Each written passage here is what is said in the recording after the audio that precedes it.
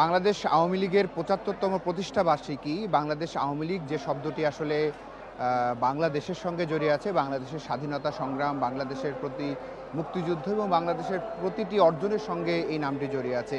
৭৫ বছর পার করছে বাংলাদেশ আওয়ামী লীগ। এই সংগঠন শুধু একটি সংগঠনই নয়, মানুষের আবেগ অনুভূতির জায়গায় তৈরি হয়েছে। বাংলাদেশের প্রাচীনতম এই রাজনৈতিক দল এবং বলা যায় যে উপমহাদেশের অন্যতম প্রাচীন একটি রাজনৈতিক দল এই বাংলাদেশ আওয়ামী লীগ। ১৯৪৯ সালে এই রাজনৈতিক দলের যাত্রা শুরু এবং পরবর্তীতে বিভিন্ন পথ পরিক্রমায়, নাম পরিবর্তন, চড়াই উতরাই বিভিন্ন কিছু পেরিয়ে আজকে বাংলাদেশ আওয়ামী লীগ তার ৭৫তম বার্ষিকী উদযাপন করছে এবং এই উদযাপনকে ঘিরে নানা রকম আনুষ্ঠানিকতা রয়েছে সারা মাস জুড়ে এবং সপ্তাহ জুড়ে। যদিও বলা যায় যে এই আনুষ্ঠানিকতায় কিছুটা কমতি আনা হয়েছে, বিশেষ করে যে দুর্যোগপূর্ব অবস্থা চলছে দেশের বিভিন্ন জায়গায়, বন্যার পরিস্থিতি চলছে এবং সামগ্রিক অর্থনৈতিক পরিস্থিতি সব কিছু মিলে কিছুটা কাটছাট করা হয়েছে। তবে যে উদযাপনের আয়োজন আমরা দেখেছি, বিভিন্ন সাংস্কৃতিক অনুষ্ঠান, গান এবং নানা আয়োজন, র্যালি সব কিছু মিলে এই ৭৫ বছর পূর্তি উদযাপন করছে বাংলাদেশ আওয়ামী লীগ এবং সে উদযাপনের অংশ হিসেবে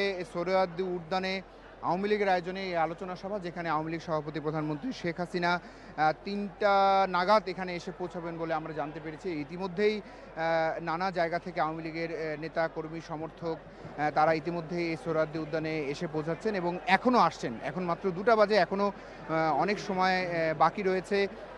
এই আয়োজনকে ঘিরে এখানে একটি সাংস্কৃতিক অনুষ্ঠানের আয়োজন করা হয়েছে এবং সাংস্কৃতিক অনুষ্ঠানের পরে যে আওয়ামী লীগের যে মঞ্চ করা হয়েছে সেখানে আওয়ামী লীগের কেন্দ্রীয় নেতারা বসবেন এবং তারা বক্তব্য দেবেন এবং সবশেষ বক্তব্যটি দেবেন আওয়ামী লীগের সভাপতি প্রধানমন্ত্রী শেখ হাসিনা।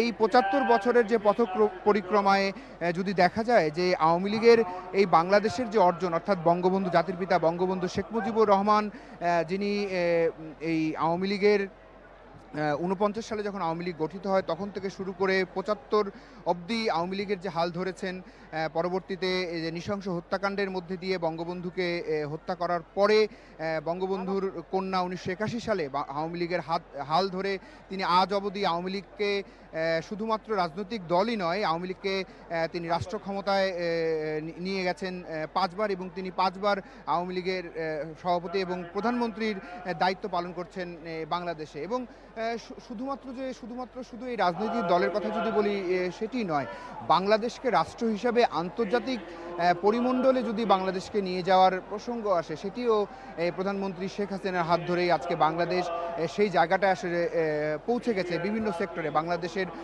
আর্থসামাজিক উন্নয়ন, বাংলাদেশের অবকাঠামো এবং বিভিন্ন অর্জন, যে বহির্বিশ্বে বাংলাদেশের যে বিভিন্ন অর্জন, সব কিছু মিলে আজ বাংলাদেশ বিশ্ব আসনে আসলে অন্যরকম একটি মর্যাদায় বাংলাদেশকে নিয়ে গেছেন আওয়ামী লীগ সভাপতি প্রধানমন্ত্রী শেখ হাসিনা।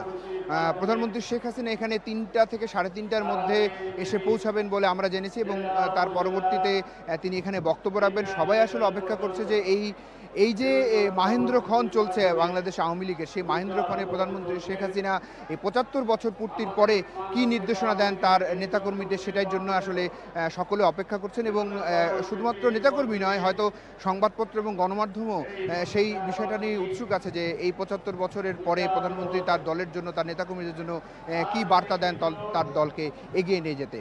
তো দোলা, এই মোটামুটি এই সোহরাওয়ার্দী উদ্যানের সবশেষ পরিস্থিতি। দোলা, এখন জন্ম সনদ দিয়ে খোলো বিকাশ স্টুডেন্ট অ্যাকাউন্ট। নিজের বিকাশ নিজে কর।